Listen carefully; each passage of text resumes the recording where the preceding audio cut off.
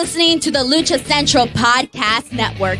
And now, LuchaCentral.com presents Masks, Mats, and Mayhem. I'll write it and we'll do it live. Fucking thing sucks.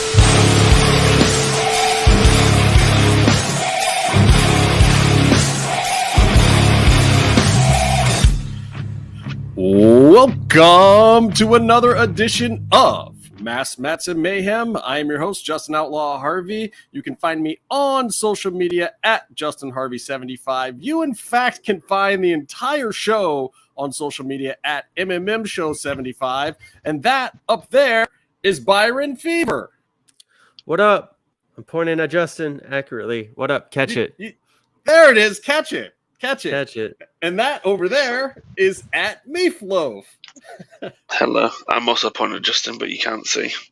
Well, Don't catch that. And you don't want to see. You don't want to see. Why he's don't we want to see? Justin. Are you watching Nikita Lyons match right now? Is that what's happening? Who is that? Oh god, she did a terrible barrel roll thing in the corner and completely missed her opponent. I haven't watched NXT in a while. Like, has Triple H Triple H'd NXT yet? Like, he's Triple H'd everything else? Has it happened yet? No, I think he's very busy in another building. He's busy NXT-ing everything else other than NXT, right? Okay, well, that makes sense. I think NXT is going to take a little more love this time around from the H-Man. Anyway, I said that I'm taking notes or whatever for this episode. I'm getting stuff down and just kind of watching some wrestling, whatever. And I'm like, yeah, man, this is so cool. We're going to do an MMM show. And finally, for the first time in like a month, there's no Vince McMahon shenanigans to talk about. But then like 15 minutes before we get on, like you or Casey or somebody's DMing me about the new McMahon of it all. And I'm just like, oh, brother, here we go again. This fucking guy. So WWE just released the they basically had to file with the SEC to declare what the hell they're going to do with this money, because basically it screws up their books even more if all of a sudden right now they claim all these payments as expenses that Vince made on the books, and Vince is going to pay them for these expenses. It's like it was his money to begin with, but it went through the company. So now he's got to directly pay it back, which is no problem for him at all. The problem is the fact that, of course, hush money was not declared on their expenses in 2007, 8, 9, whenever the hell all this stuff happened. So now the WWE is basically forced to just, regardless of whatever the consequences are, if they have any hope of salvaging the company, which they do, this is not surprisingly uncommon for these things to happen, sadly. But basically, they have to redeclare to the government and try to spread these payments out over different periods. But in the course of doing that, they're now saying that there's $5 million more than what had even been reported previously. So far. 17.4 million altogether, and they're only till 2009. They've still got another 10 years. Right, and they want to spread that across filings from 2019, 2020, 2021, and the first quarter of this year. They want to spread that out to account for the bookkeeping, because the problem is the fact that their books were incorrect then. If they don't make them correct now, especially anything within the last 5 years, that means that their taxes are probably off and their corporate statements are probably off. Their shareholder statements are off. And that could mean real problems from the SEC, the Securities Exchange Commission. So basically, they have to try to make it as right as possible, but they understand that they can still get subpoenaed. They're showing what's called best efforts right now with the new leadership is showing best efforts to rectify any inconsistencies with their record keeping. And they also have to say that they have now realized that their corporate leadership at the time, being Vince McMahon, was incapable of accurately keeping the books, and they can kind of blame it back on him. Yeah, but this is why he had to step down. Like, he absolutely had to, or he's ruining his own share prices. Like the guy still has share prices. And at this point, it's not even about how he looks. It's about getting his fucking money. He can't get his money unless they clean this shit up. So, and look, it doesn't matter how many hush payments there were at this point either. He might as well just come clean about all of them and just have it all get out there. So I don't know if they are still going to find more or not. I don't know. It's 500 million later. I would imagine that Vince's legal team, his personal lawyers, are probably trying to make sure none of these things are going to lead to further legal action. Yeah. But look, settling or taking payment for an NDA is basically the equivalent of settling a lawsuit before a lawsuit has been brought. And it pretty much means that there will never be any civil lawsuits. So doesn't mean that he still couldn't be tried for an actual crime. If somebody can prove that, if there's certain evidence of actual How long has Tamina Snuka been employed? Well, a long time. Look at that. Look, girl searching for that briefcase and that police officer. So I just find it's terribly interesting to see where this is all going to end up. And it is really weird because the more and more Vince becomes tainted, it really sucks for the whole business. Like I was even watching that A&E show, the Lex Luger one, and it's like there's so much footage of Vince just even tied to every superstar's freaking story at some point in time. Like Vince McMahon is tied to it. So it just like, look, not that the Lex Luger story isn't dirty enough on its own. Like I watched that whole thing and I was like, thank God they're not trying to make me feel bad for this guy. Like they didn't go full dark side of the ring, but they certainly didn't sugarcoat it either. It's like, yeah, bro, Eric Bischoff was pretty much in there. Like, yeah, I was pretty mad at him for killing Elizabeth. Like, yeah, that was kind of a bummer that he did that. That he killed Miss Elizabeth? Yeah. Got that Eric Bischoff threw him under the bus. Which one are you defending, Byron? Look, I think Bischoff had the right take too of like, look, Elizabeth was a grown ass person. She made the foolish mistake of getting involved with Lex and all his drugs and all his bullshit. Like, she has a certain amount of culpability as well, but also Lex Luger's a piece of shit. Like, I'm not going to sugarcoat that for anybody. I get that he's found Jesus now, and I get that he's repenting, but let's let him repent for the rest of his life. The great American get out clause, isn't it? In America, Jesus. He didn't really have a choice, did he? He was homeless, living on a cot. That's what happens when you let Protestants build a country. He was bad for it. Look, I'm not going to let your boy Sting off the hook either. He was in there popping pills and doing all the same shit with Lex. He just never murdered anybody. He found Jesus sooner. That's it. That's the only difference between Lex Luger and Sting. Sting found Jesus sooner. But Sting found Jesus as a choice. And like he didn't find Jesus because Lex Luger found Jesus in jail. Yeah, but Luger was pretty much like handicapped, or he still can't walk, but like he was like homeless, left for dead. And now he's what you're saying is Jeff Hardy's going to become a devout Christian. I don't know. He already is. Believe it or not. Jesus Christ. I forgot. If you're a Christian, all you have to do is say, "Oh, yeah, I'm sorry." That's Catholic. That's the other Christian. No, Catholics just fuck boys. Wow, Meef is just on a tear already tonight. Not all of them, just the ones with the collars. Anyway, that wasn't even what I wanted to start with tonight. What I wanted to start with tonight was hold on, holy shit. Before you get there, go ahead.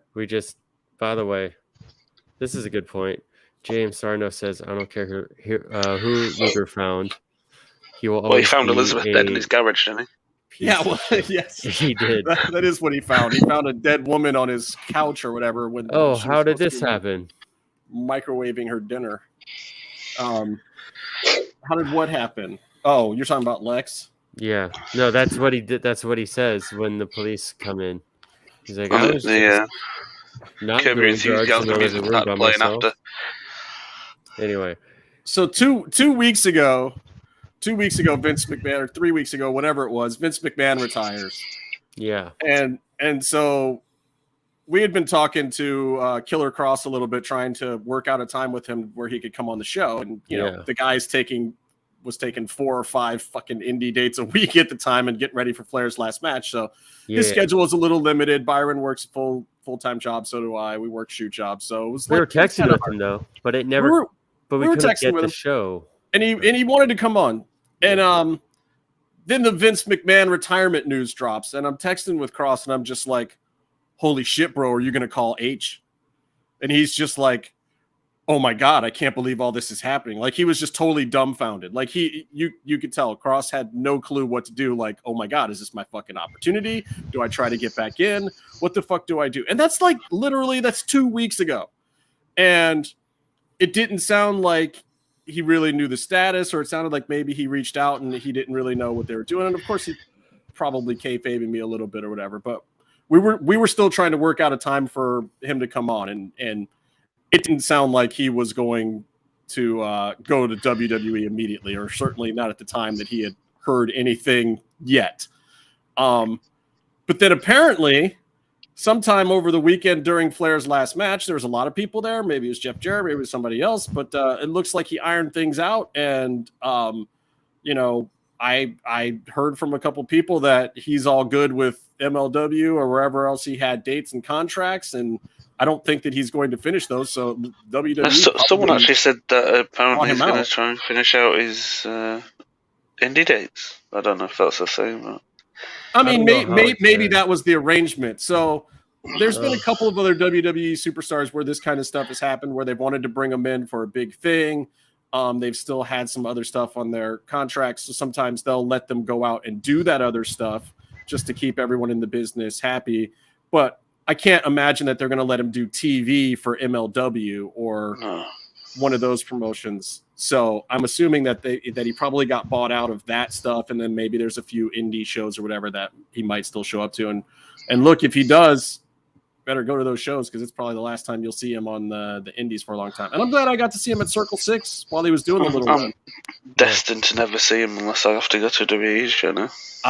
Now it looks like the case, because the return of Karrion Kross was not just a return. Like, he was not back as the Gladiator. There's no skirt.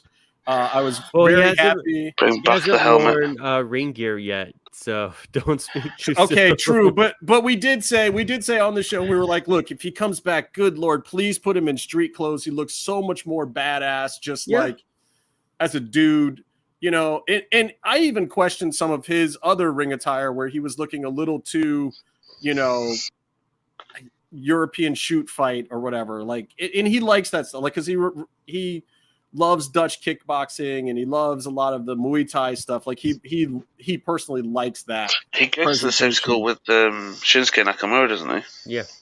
I've always thought that Kross would look good in longer trunks or something like that. That maybe even kickboxer style, but get him out of the tight trunks, the tighties. Personally. Oh, you mean like the knee length? Yeah, like the shorts. More like MMA shorts, and not the ones that look like boxer shorts. Yeah. Look, if I had thighs like that, maybe I would do it too, but fuck. So anyway, the actual fucking return surprised the shit out of me. Surprised like, I heard the music hit and I was like, no, that's Kross's music. Is this a fucking gag? You know, and it was one of those moments where, like, oh shit, and that's the him and Scarlett entrance. It's not the solo thing, it's the full deal. And then he takes out fucking Drew McIntyre in the middle of a Roman Reigns segment. Yeah. And I'm like, oh my fucking God. Not only are they bringing Kross back, but they're bringing him back disrupting the top program in wrestling. The top guy who is drawing huge numbers, who's got all the fucking belts with him and his cousins. Like, all the merch. You can't do that. Like, wait a minute. I know Kross was the guy for H, and like, he was a good champion in NXT and everything. And here I'm thinking, okay, Kross gets to come back. He'll work his way up. Maybe he'll go through an Ezekiel, or maybe they'll face him off with Omos. He can be the one guy to finally take down the giant, the Nigerian giant or whatever. I am not thinking there's a snowball's chance in hell. I'm thinking it's Kross Ziggler. I'm thinking I'm not thinking there's any snowball's chance in hell coming right back that he's in or even adjacent to a program with Drew McIntyre and Roman Reigns. How the fuck does that happen? I don't know, because don't they have a show that's built around Drew McIntyre coming up? It's in a castle. They do, but look, in Wales. All that stuff was booked. All that stuff was booked by McMahon, and Triple H. His starting point was, I'm taking the pay-per-views and I'm redoing some shit. Triple H is taking his sword back. Please. The other thing as well, what you've got to remember about the Kross thing is that it's, everybody pays the toll at some point. So it's not directly now, if you know what I mean. So this little thing with Drew can probably go ahead and then... Well, I immediately thought Highlander, which is one of Kross's favorite movies. Oh, yeah. And I'm like, Kross, it's Karrion Kross. Karrion Kross. Drew the Highlander McIntyre, and there can be only one. That can be only one. Or however. Christopher Lambert got taller. Christopher Lambert, this weird, awkward voice. Where is Christopher Lambert from? Is he Belgium. Belgium? Okay, yeah. He's from Belgium, yeah. Because he's got a three Dutch, languages. German, French accent. Flemish. Yeah. Flemish. That can be only one. He's got the best laugh ever, though. He's got the best laugh. It's amazing. Oh, and I was so happy because now I get to break this back out. This thing's been sitting at the bottom of my closet. I'm like, all my other Kross shirts are in my storage locker in LA. This is the only Kross shirt I have in Cleveland. And I'm like, oh, fuck. Because I when I came out here a couple years ago during the beginning of the pandemic, I had left half my shit in LA because I came right from doing a show. Yeah. And Kross was still in WWE. And then I'm like, fuck, now I'm stranded in Cleveland and the only Kross shirt I got. So we'll have more. And I agree. Look, I agree with this comment, and this is actually something I wanted to talk about. Sarno was talking about it'll be interesting to see how Cody Rhodes is booked by H when he returns from injury. And here is one of the other big factors, because part of why Vince did all of that is that Cody was a Nick Khan project that Vince agreed with. And they gave him whatever he wanted, but it looks like Kross is getting what he wants too. He's back with Scarlett. He's doing the actual Tollman gimmick. He's using the hourglass, the TikTok thing, all the NXT bells and whistles. Yeah, and don't know about that elbow though. NXT now, if you're watching the Ciampa program, is being referenced. It matters now. It's in the canon. If you were an NXT champ. And Triple H is basically saying, like, no, I built those fucking gimmicks with my fucking blood, sweat, and tears. I'm going to use them on the big show.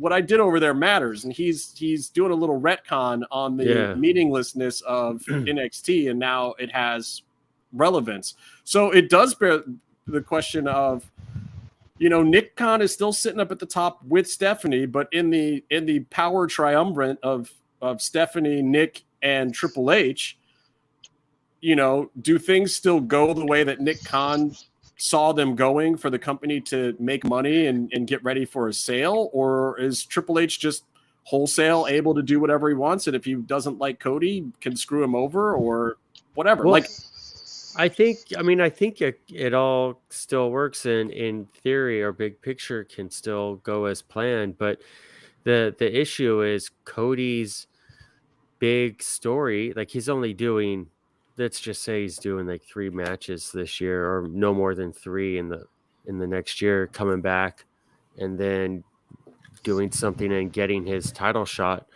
that he was in line for. But that was going through Seth and Roman, which Cody, when he left, he had already beaten Seth like 6 times in a row. And he was primed to beat him again at least 2 or 3 more times in a row on pay-per-view, and big events for some reason, and weekly television. Yeah, and then somehow Seth would still be more over than Cody each time, but still, but he was primed to do all that, and like he was actually for the first time considered a legitimate contender to Roman Reigns. If not, like people wanted to see him win or would be ready. Yeah. By the Now, time I still never felt like Cody was ever going to take the belt off of Roman, though. I felt like Roman was going to drop before Cody got to the belt. It's going to be the Rhodes versus the Miz's. Oh, good lord! Rhodes versus Missourians battle for the Cody already had his reality TV.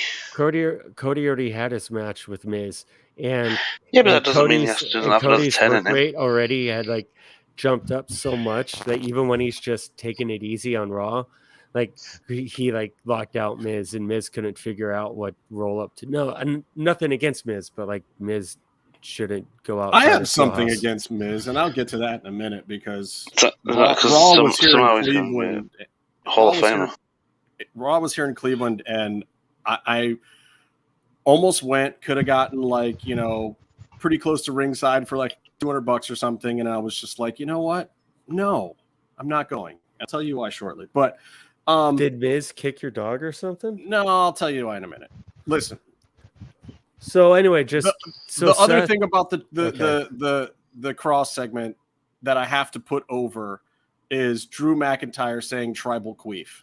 The fact that these guys are getting more ability to free flow with their promos, I hear that the actual writing backstage has gone down considerably for a lot of top guys.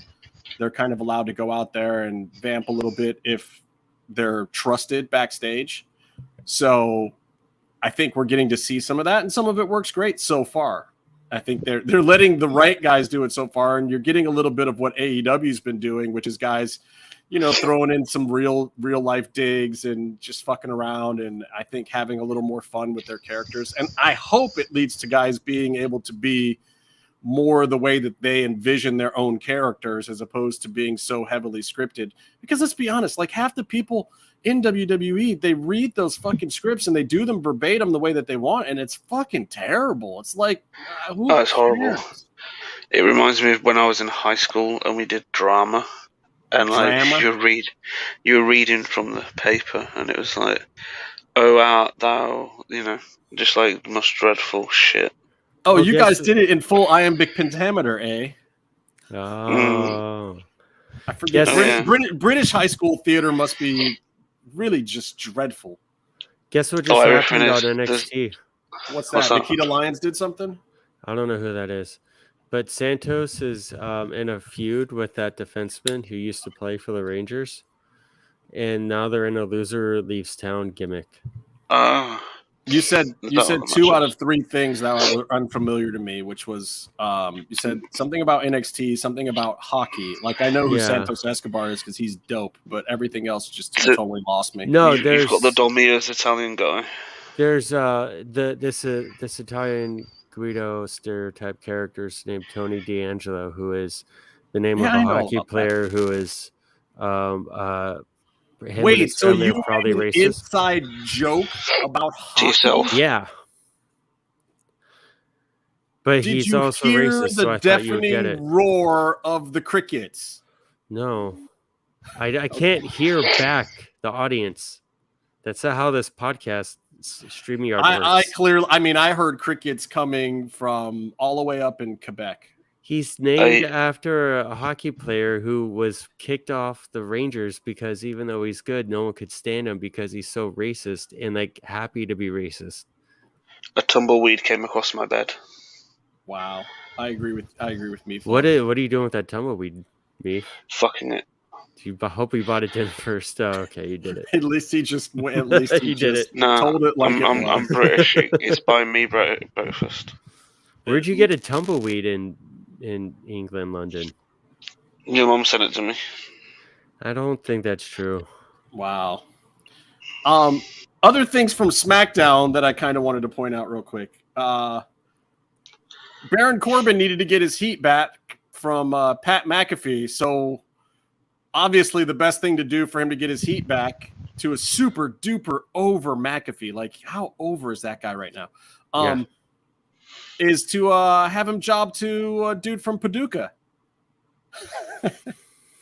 which was hilarious to me. Like Ricochet, first of all, Ricochet under the hood is better. Mhm. I realize that I hate all of Ricochet's acting, not just his promos. I hate his facial expressions when he's not under the hood. When he's under the hood and he's over shaking his head and doing his rah-rah fire-up thing, like it fucking works. It works. I love Prince Puma. I fucking hate Ricochet. At this point, I never knew that about myself. I feel like I discovered something about myself. I liked Ricochet. I liked Ricochet's like New Japan stuff. I mean, obviously, I wish he got more. I thought he was solid there. He didn't do his acting wasn't terrible in New Japan. He really fit in there. I don't think he had the right type of contract for them to commit to him. But yeah, given what we've seen of him in WWE, not even counting NXT, he was cool in NXT. He was like a very masturbatory superhero gimmick, which is, I guess it's wrestling, it's a video game, it's fun.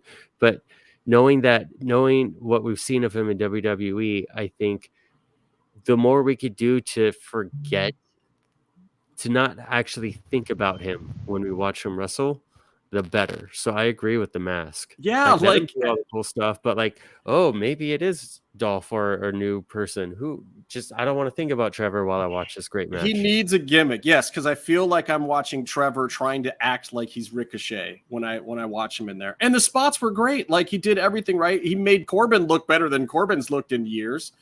Like they actually had a decent match, and I'm like, oh, like the moveset is dope. Like all the stuff he's doing is still all the stuff I've always liked, but man, I look at his face and how he's acting and his expressions and whatever, and I'm just like, this is so unbelievable. Mm-hmm. Does he have an overbite? And Corbin, by the way, is a solid hand in WWE land. Like he had a strong gimmick in NXT, but he's come up and done everything asked of him and fit into every single spot that he was put in. Look, and McAfee wouldn't be over right now without him. McAfee's tried in the past. He did kill Rey Mysterio Jr. though. Yeah, he did. But that was just really a gross. That was so good. That was the best thing they've ever done. How terrible it was just. Yeah. Shinsuke defeats Ludwig Kaiser or whatever the fuck his name is now, which was actually a Gunther. A good match. No, the one that was the Imperium guy before. That was Gunther. No, Gunther is no. Walter. Yeah. He was Imperium. You're missing the point. He beat the other guy, Byron. His voice piece, Byron. He has a voice piece? Yeah, the one half of the Imperium tag team that was always on NXT. I think guy, the one that survived. The one who is actually German. Yeah. He's good, by the way. I always thought he was. Yeah. What? No. Was that what his name was before? I don't even fucking remember. But I've always thought he was a good wrestler, and they got rid of the Italian dude. They got rid of the other one, and this is the one that they kept to be with Walter. Anyway, him and Shinsuke had a good match, so Shinsuke gets to face Walter Gunther, German, not fantastic. I saw a funny meme about Shinsuke. Marcel. Yes, that's the one that's still around. I saw a funny meme that was basically just showing what Shinsuke was looking like when Triple H called him up and like was like, "I'm ready for work rate Shinsuke back," and Shinsuke was like already but you're feeling it, and that's kind of the reason why I'm pointing some of this stuff out, because it's like this is Triple H's WWE. It's like Shinsuke got a win and put himself in title contention. Yeah. In 2 short weeks from whatever, cartoon gimmick he was doing 3-4 weeks ago. You got a serious regular match out of Shinsuke. And I was like, oh, this is a breath of fresh air. I even like the this NXT kid that they called up, who was doing well under Vince. He was doing fine with the German gimmick and this new version of Imperium. And Vince actually didn't completely screw that up, even though he changed all their names to make them racist German Nazi characters. He tried to name them after specific historically renowned Nazis. Yeah, exactly. But at least he went to a remotely secret place. Like The only reason people knew is because they just Googled the name for a laugh, and it came up with some obscure Wikipedia reference. So it's like, to be fair, if you're gonna, he did some deep hidden shit. So I was like, Yeah, okay. he did. Which we found he's done some deep hidden shit in financials as well. It was a deep Yeah. cut. Well, apparently he's real good at deep hidden shit, including where he puts his penis. I liked a little bit that Sami Zayn, he's been doing this bloodline adjacent gimmick for a while, but I felt like, okay, they're giving it a little bit of different rub now, so they're actually going to do something with this storyline and not just stooge him out. I feel like they're going to actually push Sami Zayn forward with that storyline now. So then we get to the women's portion of SmackDown. The gauntlet matches were dreadful. And not dreadful so much as the work rate or anything, but it's just like, it felt like the time filler it was. I felt like Shayna Baszler was going to get to the end and be the winner. They just had her come out and win the last match. They kept Rodriguez strong or whatever. Like, I got everything that they did. Made perfect sense. Wasn't very entertaining. But I do like that Shayna Baszler is the one to kind of come out of this thing at the end. But here's my real question. So Ronda basically booked this whole Liv thing herself. But now, with that weird finish that they did at SummerSlam, which I actually liked, Liv is getting heat from the crowd. They were booing the shit out of her. They did not like her basically coming out as champ and saying that she survived all of Ronda's shit when, all this footage shows her tapping when Ronda is getting pinned. So, like, whatever goodwill they built with the Liv sympathy angle now is kind of gone. And it was this accidental heel moment that she had on SmackDown. And Sonya, I think they even rushed Sonya out. I think they sent Sonya out a little early to try to save it and get the heel heat back on the heels. But it was weird. It was like, man, you guys. And this is one of those things that I don't think that Triple H really booked. I think he's kind of letting this one go because it was working and it was there before he got there. And this was kind of Ronda's plan. And she's got this big dumb contract that he probably doesn't want to fuck with. So I feel like this is one of those things he's kind of kept his hands off. But now what do you do when you've kind of fucked up your babyface rub for Liv Morgan with the angle with Ronda? And Ronda's out for a while. I think, they got to give her some days down from her contract. So you're booking Baszler. Now, I love the Baszler thing, though, because if Baszler happens to win and then you get Ronda Baszler when she comes back, I think that's actually a very good program, a good look. I think Baszler's been underutilized for everything that all the time she's put in, and Triple H is a fan of hers as well. Yeah. Do you remember the gauntlet thing she did for the Money in the Bank, and she was in the match, but you didn't see her for 20 whole minutes. Yeah. Look, there's some people have to be protected. I think also the other benefit to Baszler in that program is then you can have Ronda join up with her in a heel turn or have them be adjacent to each other on the heel side. I think either way, if you get Ronda and Shayna into the sphere of each other, which is naturally where they should have always been, I get breaking them out. Shayna had a more standard trajectory to where she's gotten to. Ronda had the superstar trajectory to get where she is. But now they're both there. Like, why the fuck are we not putting them in the same sphere with each other and pretending like, they aren't good friends and that they didn't come up together under Josh Barnett, who got them both interested in doing this shit at all in the first place? Like, why are we pretending that? And Ronda's style, as we saw with Liv Morgan, only works with a few people. Like the girls who've been there forever doing it the traditional way aren't going to sell Ronda's style the right way.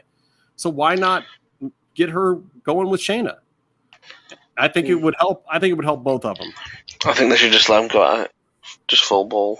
Just MMA it. Sort it. They will. Bring back the Lions Den. Ken Shamrock.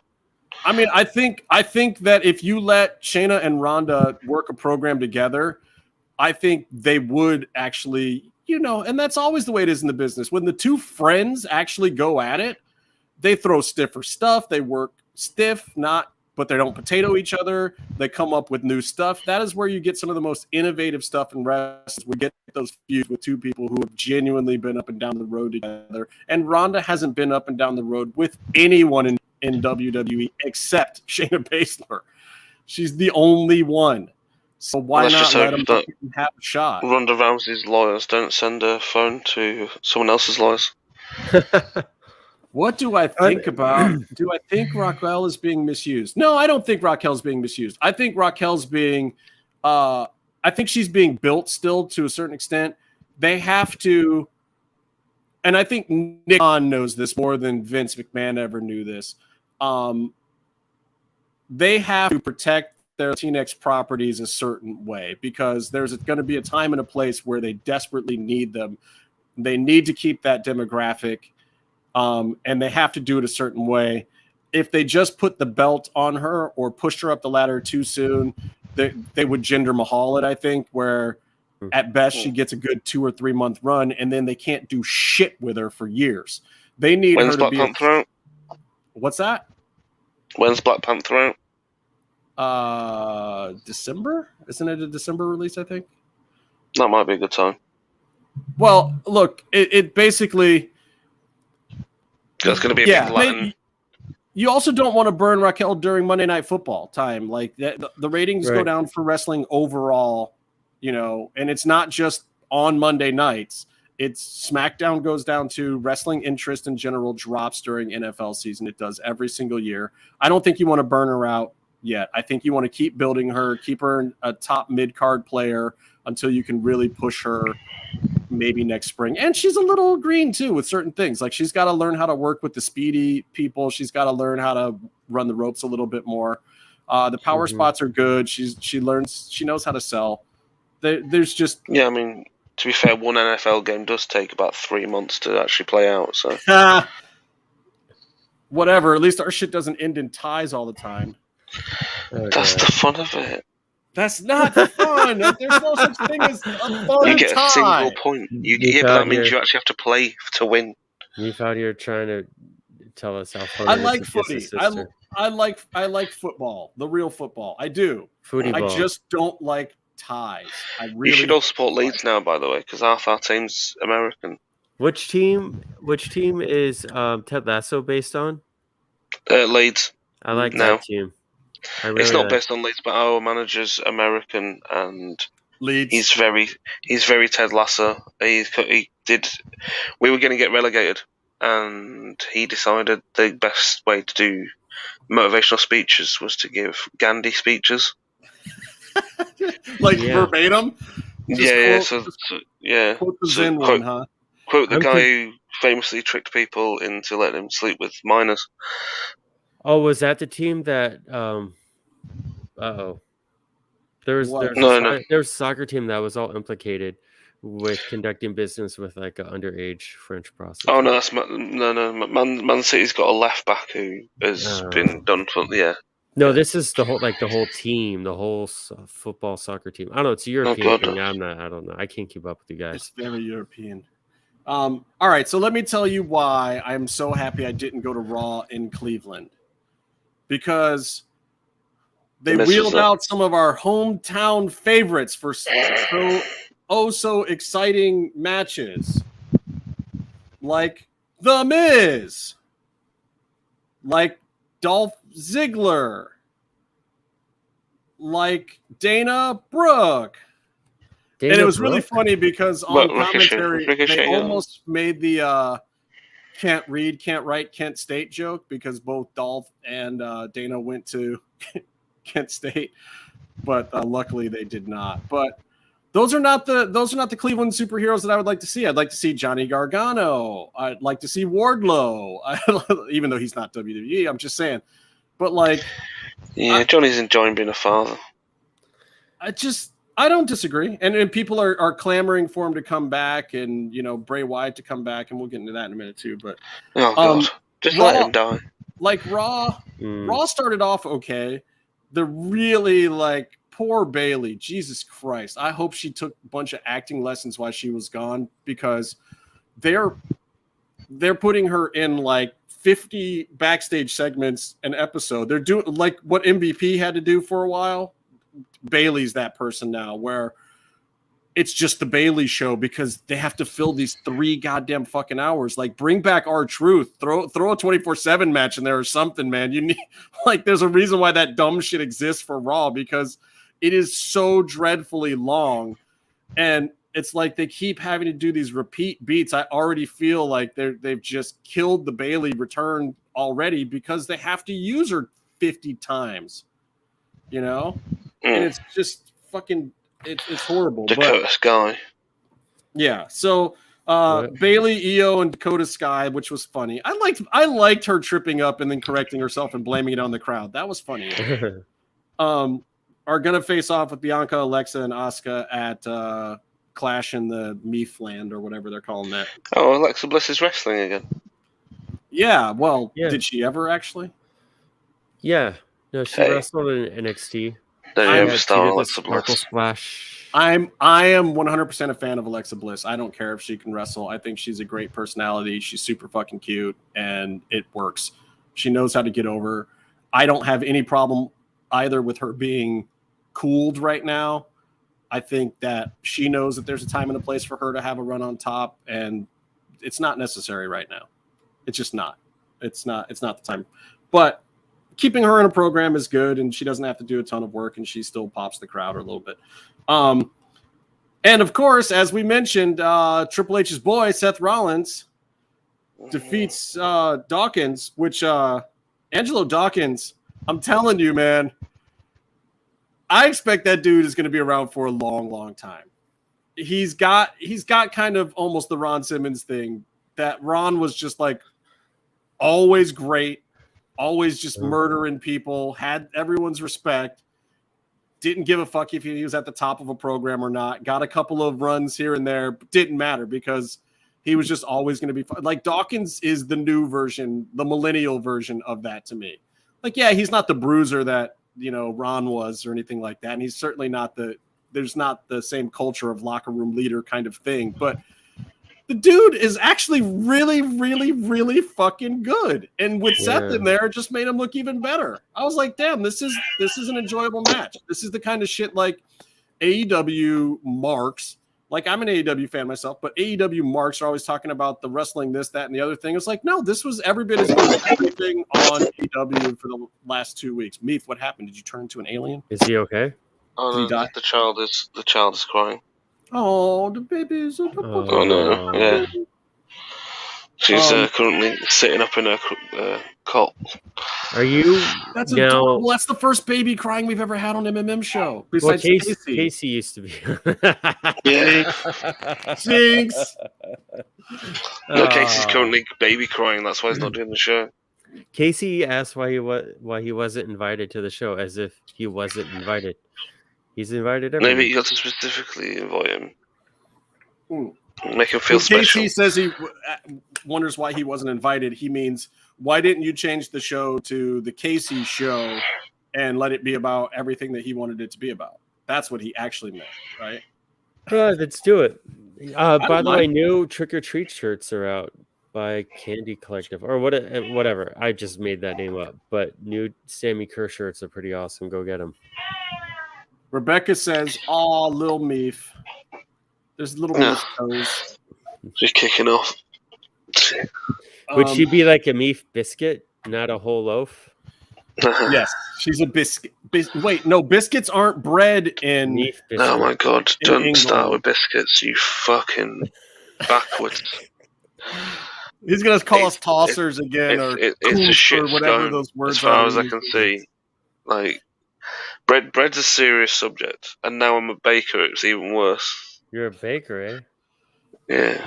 Hey, what's up with the baker's dozen not being an actual dozen? What, 13? Yeah. Did you guys? Because you make a spare. You make a spare. It's because they give you the extra one that's day old, Byron. That's true. You make an extra one for, if there's any mistakes. Are we finally getting to the turn of Dominic Mysterio? Who? Can this just fucking happen? With his Eddie Guerrero mullet. Oh my God! I- He's trying to be the new. I mean, he's a very lucky lad, though. To be Is fair, Triple H going to do anything with him? Like, there's already I a think Rhea roster. Ripley's going to do something with him.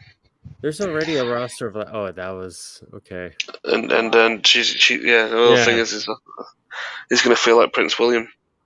Wow. Oh. Better So, than feeling If like you Prince caught that Albert. news, I don't know if you caught that news over there. Did you catch that news over there? What's the news, Meef? When he got his delivery from lovehoney.com. What's in the delivery of Love Well, Honey? well, apparently it was a strap on.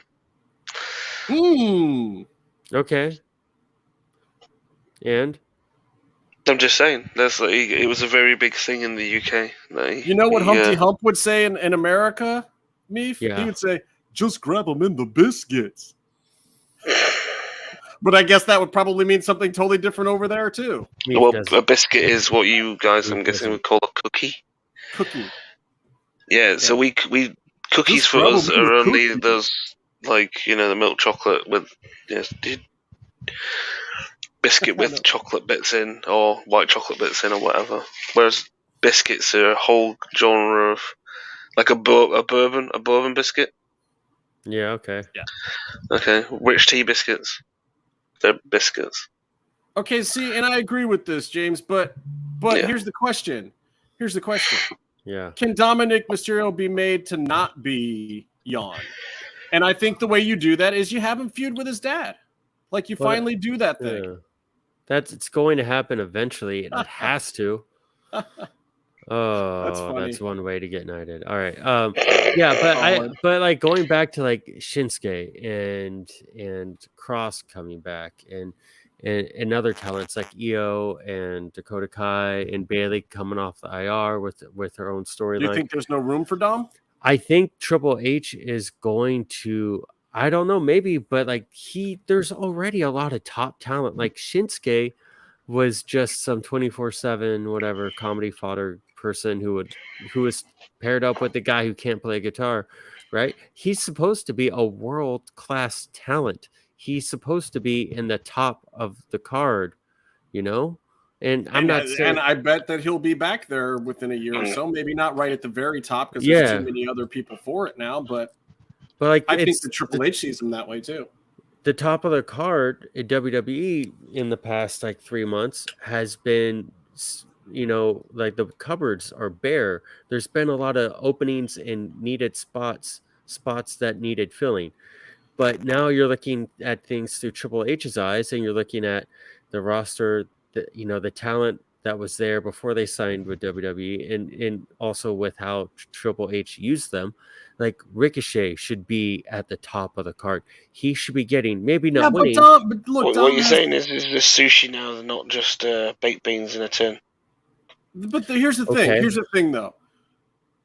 It is clear that WWE needs some top Latinx stars. Period. Yeah. Well, one could be coming their way soon. Del Rio. Dom has the lineage within the company. And he's already in the spot. They already moved him up too fast. And here's the thing. I think Triple H needs to NXT him, except on Raw. It's a fucking 3-hour show. Put Dom in a bunch of 14-minute double kick-out classics or whatever. Make him wrestle those hard NXT-style matches, which you're also starting to see more of on the show now, by the way. I think you go ahead and do it. You put him in a heel spot so it's okay that the crowd doesn't like him because as a babyface, look, James is like, he's not buying it. Like, it's a yawn. It's a yawn. I love Rey Mysterio as much as the next guy. I love Lucha Libre. I love my Latino performers. But at the same time, we all know Rey's green. Like, you can't put him up against a Taurus or a fucking, Bandito or like any other current Latin star. You can't put him up against them. Vikingo. Jesus Christ, any of them. Oh, Triple H, if he really wanted to take over the wrestling world and he really wanted to shut down AEW because we all know AEW is taking over and they're going to beat WWE at the thing. They're going to win the thing. But if Triple H can sign Vikingo, I don't know. Byron's on what you stoned. What is the thing anyway? Come on. But if he signs Vikingo, it's over. I think Triple H Bandito and Taurus as well. I think Triple H might make some of those kind of moves in the future. But also, I think you're more likely to see Vikingo and Taurus than a lot of the other guys, because even looking at Ricochet, it's like, I would rather see Ricochet in AEW. I think Ricochet would fit in better there. There's more mid-sized guys there. Like, Ricochet could go and do his thing and have his 20-minute classics. Yeah. Like Adam Cole. Can you imagine Adam Cole on the main roster at WWE? Yeah, he would have gotten the pop. He would have been over. But also, would you see him in the title picture on a regular basis for the heavyweight title? No. No, it's too small. You stand him next to Roman Reigns or Drew McIntyre or Bobby Lashley, and you'll be like, yeah, Adam Cole's a fucking joke. And Ricochet is suffering from that too. Like, Shinsuke at least is 6'5" or 6'4" or whatever the to be fuck fair, is. the Shinsuke's WWE has had a minis division before, so and I don't dispute that. And look, and Rey Mysterio pulled it off. I'm not saying that you can't do it, but you know, I even think it's hard for Finn Balor, who's not a small guy. But and I think Adam Cole is just as good, if not better, than anyone else on the WWE roster as a performer. But there is a legitimacy. You can fight Microman, Kim Anita. There is a legitimacy that you need to have with your act, and you know, it's just the fact of the matter. He would have to put on at least 20 pounds of muscle, if not more, if he's going to be legitimately competitive. Well, and look, the history of Roman Reigns, like the history of the company is you're also fighting against that too. You're fighting against the Andre the Giants and the Hulk Hogan's and the Yokozunas and the Undertakers and even Roman Reigns and Brock Lesnar's. You're talking about, like, literally Brock Lesnar, I feel like, is the largest human being I think I've ever met in my life. He's just fucking huge in real life. Adam Cole is smaller than me. Let me ask you this then. How did the CM Punk Brock Lesnar matchup come off to you? Fine. And again, I'm saying that there's times and places for it, but also, could you have seen CM Punk with like a 2-year run on the top? Like Daniel Bryan had his moment. I think guys can have their moments, but, you know, for Ricochet, is he ever going to get that moment? No. Shinsuke hopefully will get that moment at some point in time after they break the belts back up. Yeah. They'll never let him hold. Shinsuke looks longer. You know, he's got the legs. So he looks Shinsuke's tall. Shinsuke's a big dude. 6'3". Shinsuke, he's in surfer shape. You know, like he could be in better shape, but he's in good shape. He's also getting old. Yeah, I mean, he's also broken down from, you know, what got him to the dance from his New Japan time. But he has a legitimacy with his moves. Like, you could see him kick Brock's head off or knee his head off. Right. You know, he doesn't need to add 50 pounds of muscle. Look, and James, I'll agree with you. Shawn Michaels, they did make him believable, but part of it was the whole mid card started to get elevated at a certain point in time with Bret Hart and Shawn and a few of those other guys. Even Triple H was not as big as some of the other guys, and he was the big DX guy. Billy Gunn was bigger than him, though. But I mean, a lot of that was because the mid card guys were getting elevated, and they weren't. Even The Rock at the time was not as muscular when he was coming up. Oh, no, he put on a lot. He hasn't got abs even for most of his run.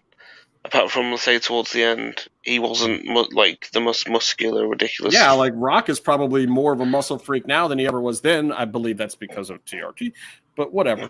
I'm just saying, like, it's really interesting to see some of this stuff develop. I'm curious to see what happens. And lo and behold, Byron, we were just talking about this last week. We were. There was a match this week between Zeke and KO. The story will not die. It started before WrestleMania. Well, maybe it will now. I think it will now. I think this was Triple H saying, "Let's do this already, guys." Well, speaking of like how Triple H is bringing back how he utilized guys in NXT to a much fuller potential. Like, you have Kross showing up with his full gimmick, with Scarlett, with the sweet jacket that he wore when he was beating people up backstage in NXT. Yeah, we don't need to bring that up. We do. We do. Unless we talk about the dress, we don't talk about the helmet. Unless we do get Kross on the show. I texted him Friday night, and I was like, "Hey, so now he's scheduling that interview." See if he can grab the helmet and sell it. I'm pretty sure that Kross is storing the helmet and the dress in the briefcase. Yeah. I think that's how that's gonna stay. But you see all that, but then also like this KO moment with Zeke where he apron bombed him and stretchered him. That is a very specific NXT moment, and we've seen so many apron bombs since then. KO was doing them when he came up, and they were just moves. And this was a very distinct, like, this is an NXT moment that made Kevin Owens. And now they did it again as soon as Kevin Owens comes out under Triple H's regime. And it's like, if anything, it's a subliminal switch. KO's behaving differently. He does that move, stretches the guy. We're like, this is the prize fighter KO. He's back. Well, and they ran that huge package at SummerSlam. Like, it's very intentional. Triple H is telling you, like, dude, KO held this company on his back for a while. I like the guy. He's going to be one of my guys. Like, it's really clear. And, you know, maybe we'll get the Wanderer back from this. Do you know what the saddest thing is that William Regal was signed with AEW? Look, there's a whole bunch of guys, and this was my whole point when I was reaching out to Kross. Is like, bro, you're the only one. Everyone else went and foolishly signed those contracts. You're the only one that said, I'm going to take all this fucking indie money, bide my time, see how things pan out. And, you know, I don't know that it was all intentional, but accidentally played his cards exactly fucking right. Yeah. And I guarantee you, there's a whole bunch of dudes sitting over at AEW right now looking at Tony Khan a different way. Yeah, but they still have a 5-year contract making good money. And those guys, you know, Malachi Black, Swerve, Keith Lee, specifically, they're doing well. And I saw something how Malachi Black has been fighting back issues. So Yeah, maybe I that's get it. why And they've been using him less. I get it. But he's still running a stable and getting a lot of quality. His stable's getting a lot of quality TV time. But yeah, I mean, it's great in general that if you want to be a pro wrestler on TV, you now have 2 places to work. Well, you always did, but also, like, you can't tell me that those guys wouldn't want to see what their WWE push would have been like under Triple H when Triple H is trying to show that what he did at NXT meant something. Yeah, like for those sure. those guys are hating it. There's no way that they're not hating it. I don't know if they're hating it, but it's definitely... Dude, when they see Robert Roode 2 months from now get a push on top as the only fucking NXT guy that Triple H could find that day because they're all in AEW, they're going to be fucking pissed. Is he going to sign Robert Roode back? I don't know. I'm kidding. I'm just saying, like, the potential is like... No, I get it. But also it's 5 years and they're already like a year or whatever into their contracts. It's like... I think they can still you want AEW to be better than it is, Byron. That's all I'm saying. I don't know. I think they're making good money for 5 years and they can still go back and work for WWE. I think with Triple H running the creative of WWE, depending on what Nick Khan does, you could see the best stuff out of WWE since Attitude Era. No, Maybe. since Monday Night Wars era. I mean, when the competition was over and it got super stale. Yeah. I mean, but also you're going to see something that's just generally more consistent, generally utilizing talents for what they're good at. Like, you don't need to see groundbreaking stuff for it to be a lot better than it was. Right. All right, so let's get to this Dexter Loomis thing real quick, and then I can get off of WWE altogether, and I can talk about your AEW stuff. So this was interesting. There was this car crash behind a KO backstage moment that looked kind of real. They kind of ignored it, and it was like, oh, did somebody just fuck up? Did somebody come in on some pills or drinking some? Did Jeff Hardy show up to try to get a job back? Like, what the fuck's going on here? And then there's another shot with Bailey and the girls, I think, where there's some cops kind of scurrying around in the background, and they don't really acknowledge a whole lot of stuff, but it's like, okay, the cops are investigating this car crash thing or whatever, and it looks like kind of a shoot or what the fuck happened there, but it was not like a big deal. Then, of course, at the end of the AJ Miz match, of the night, and they were fine, like they both wrestled fine. It just was like, really, this is what Cleveland gets as a headliner after with all this cool, fun shit going on. Did you see the Styles Clash from the week before? That was fun. But So then there's this guy getting dragged out in the crowd, and it's not a shot on it. They don't send the cameras over to it.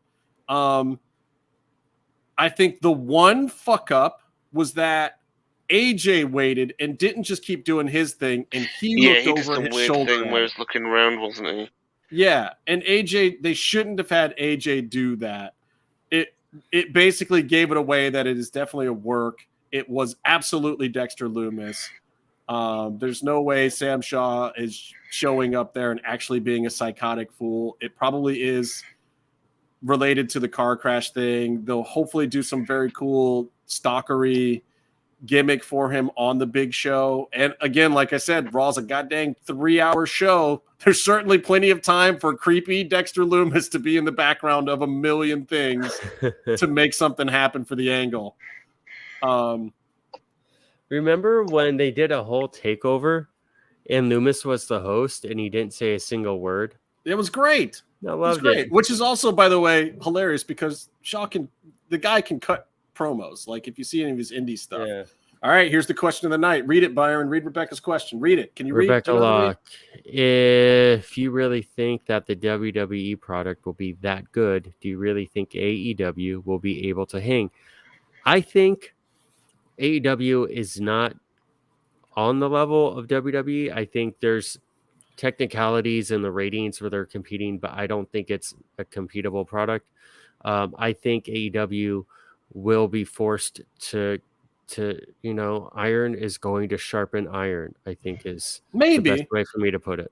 I worry that they're not going as head to head as during the Monday Night Wars, because that really did make WCW do some things that were exciting for fans. Were they the best things for business? Maybe not some in the long run, but and their locker room certainly got a little out of control, which is not really the case at AEW. But here's the thing with AEW to me. AEW versus WWE a month ago, there were things that AEW was 100% doing better than WWE. Like, I don't know, matches. Like they had some boring cliche stuff, but let's be honest. Like if you're there to watch work rate and you want to see exciting performers get a chance to perform with their in-ring skills and the things that they can do, AEW was and maybe still is the superior product. But you're already seeing Triple H doing more of the NXT style long matches. They're not long matches to drag on for TV. They're long matches to be exciting and where you don't know how the finish is going to go when they start getting to the kickouts, like where you feel like anybody could win, where you feel like there's an actual competition going on. That is already starting to happen at WWE. If WWE starts getting that stuff right, if they start pushing their performers in that realm and with a roster that's 40% people who have come through NXT right now, they can do that. And they can bring along the people who didn't go through NXT and show them a little bit of that love. Plus, they do have guys like Dolph Ziggler who obviously can hang with that, and Seth Rollins who and I think Roman can even hang with that. I think Roman's trying to do that style a lot of times anyway. He's just working with the bigger guys, so they have to go a lot slower, and he's got to go a little slower at times. But I think that if you get WWE with how they can tell long-form stories, how they do their packages better, how they introduce storylines, how they make stars and characters, combined with the NXT style of matches, when appropriate, AEW's in trouble. AEW is in trouble with Triple H leading things, in my opinion. I don't think there's one. I think there is a 1 and a 2, and I don't. I saw it might have been a CM Punk quote where someone asked him about AEW competing, and I think it might have been someone else, but he was very specific when he's like, I want AEW to succeed as a viable business where wrestlers can work. I'm not talking about beating WWE. And I get that, but here's the thing. I look back to the WCW versus WWE thing. WCW had a certain level of credibility where on occasion, not all the time, but on occasion, and for certain individuals, they were still able to make stars that were as big as WWE at the time. And then to a point where they were actually able to be bigger than WWE at the time. A lot of the talent was established stars.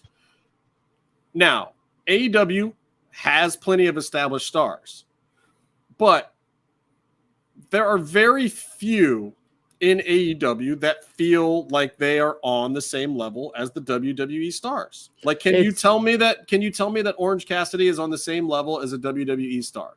Well, that he could go over there and be huge. I mean, I think he could, but I think they're too. I think it's just you can't even compare WWE now to WWE during the wars. They've positioned themselves. But right now, I'm saying. But I'm saying WWE. There's a few guys I could see going over. I could see MJF going over, but can you see MJF holding the big belt? No, but that's why it's. I mean, maybe with Triple H, I think. I could see Wardlow going over, but what is Wardlow? Wardlow's as good as Braun in NXT. He's Braun Breaker. Oh, that Braun! I keep seeing whenever I see him, I keep wondering when EC3 came back. But no, WWE is a globally reaching entertainment broadcast company that has a budget and production value that cannot be matched by almost anyone except the Super Bowl. They're competing with the Super Bowl. Correct. So how is AEW that's going what I'm saying. So this, that? But that's what I'm saying. So the whole AEW versus stupid. There's no point to comparing AEW. Like, okay, so like if you want to wrestle, you go to AEW, and if you want to be a soap opera actor, you go to WWE. Like that's out the window now, But like you can still be an employed and successful wrestler in AEW. I think also AEW. I don't dispute that. I don't dispute AEW also, like, they're not getting everything right. They're still sort of new. They're still new, but they also they make adjustments, and maybe they shouldn't have to be making adjustments after getting called out. Like finally, Tony Khan expanded the talent relations and all of that. Finally, he did something like that, and I think he'll get pushed into making decisions that are beneficial. And so that's why I think that this Triple H coming in will help push AEW in a way, because AEW had a very significant advantage for a demographic and for a type of show. All right. Well, you brought it up, so I'm going to use it as evidence against you. I happen to have in my hands Tony Khan's press release about their promotions. Okay. That Tony sent to me to make himself feel better when we talked about it on the show. Okay. So, blah, blah, blah. AEW CEO GM, head of creative Tony Khan announced, I love how he gives himself 20 titles. Like Triple H is just the EVP of talent, and then he does 20 jobs. Like, can't you just give yourself one title and do 20 jobs? Blah, blah, blah. Promotions of key staff members, including Sanjay Dutt, QT Marshall, Pat Buck, and Tony Schiavone. In addition, Madison Rayne will join as a coach in the women's division. Here's my issue. We see Sanjay Dutt is now a vice president. He's production and creative coordination. Basically, Sanjay is moving up the ladder. QT Marshall is vice president now of show and creative coordination. So Pat Buck is president of talent development. And here's my problem. It's great. These are guys who are in the business. And I was thinking about this the other day. Like, look, Triple H taking full creative control at WWE. There hasn't been a lot of times when one of the boys was really, really running a company other than Jeff Jarrett at Impact, TNA. It was one of the few times one of the boys was running the company, and you see how that went. And he had Kevin Nash in WCW. Well, but again, he got the book. He got the book, but also he still wasn't running the company. Like there were still constraints. There were more constraints on him than are on Triple H right now. Yeah, Kevin Nash wasn't telling Hogan when he had to take a pin. And here's the thing. We're always saying, I'm always saying at least, AEW needs fucking writers. They need a creative room. Yeah. As much as the WWE writers room takes shit. At the same time, as you can see from Triple H, NXT, and now on the Big Book, those writers are also working with what they're given. And some of Vince's direction and Johnny Ace and all those fucking cronies, their direction and their ideas were shit, and the creative team was forced to write those. We've even heard some of this stuff from Krista Joseph and guys who have been in those rooms. It's like Vince says you do it, you just fucking do it. And then you start pitching. He gives you the outline of the character and where he wants to go. Yeah, and then you start pitching to that too. And so here's the problem. Listen to these roles again. Sanjay Dutt, Vice President of Production and Creative Coordination. In this role, he will coordinate communication of AEW storylines, liaise between post-production and key staff to maintain content workflow. Not a writer, but yet basically in charge of a lot of creative stuff here. But also that also means that Sanjay is now one of the people Tony will trust to pitch him angles. QT Marshall has been promoted to Vice President of Show and Creative Coordination. He'll help manage show elements, including planning programs and storylines, character development, overseeing extras, live event logistic coordination. Basically, QT Marshall is in charge of ring crew and part of the book. These are not writers. This is Sanjay Dutt and fucking QT Marshall. No, the whole thing is not the creative team. It's the talent relations, it's coordination, it's management. It's right. Not, so all your key promotions, once again, are not in the creative department. But it wasn't a response to a creative issue. It was a response to finally so many reports of wrestlers saying they lost touch or things went cold between them and Tony and this. Because they don't have fucking writers. So what I'm saying is it was the wrong way to address it. I'm not saying Sanjay and QT are bad dudes. I'm saying that, so what? So now the guys have somebody else to bitch to. They're going to keep bitching because they don't have fucking stories. They're not getting made into superstars like they would in the WWE. They're not being made into stars. They're not being groomed. They're not given packages. They're not giving shit that makes sense. They're asked to go out there and act like it's a sports thing where somebody just threw them in a one-on-one match. And it's about as exciting as going down to my local ballpark and watching two guys who just met each other hoop it up against each other. That's the equivalent of the storytelling for 60% of the fucking storylines. And I'm not saying it's completely null and void over there. I'm not saying they don't have some good storylines. AEW has some great storylines. But for the majority of the roster, it is non-existent. Over at WWE, every single one of those superstars has somebody writing for them, somebody that understands their character, that understands where they're going, understands if they're on hold for a little while, if they're being cooled, understands where they might be going over the next 3 months, can tell them if they're going to be at the next pay-per-view more than fucking 4 weeks in advance, typically. This is the shit that AEW isn't doing. I mean, WWE has the list. Quite interesting. WWE has a list of talent that doesn't know what's going on as well. But but my point to AEW and Tony Khan is and I know who that talent is, by the way, Byron. It's Dana Brooke. They are rightfully so.